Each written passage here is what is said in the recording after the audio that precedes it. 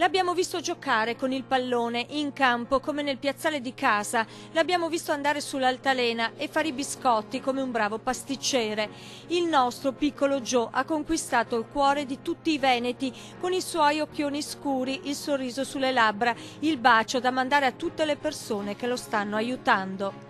Stiamo salendo tutti insieme la scala della solidarietà per conquistare la vetta dei 400.000 euro necessari per l'intervento chirurgico da realizzare in Florida perché il piccolo Joe possa camminare e giocare come i suoi coetanei. Ad oggi si è a quota 145.000 euro. In tanti state inviando il vostro contributo sul conto con il nuovo codice IBAN che state vedendo nella grafica, intestato a Erika Molinarolo con causale Diamo il meglio a Giovanni.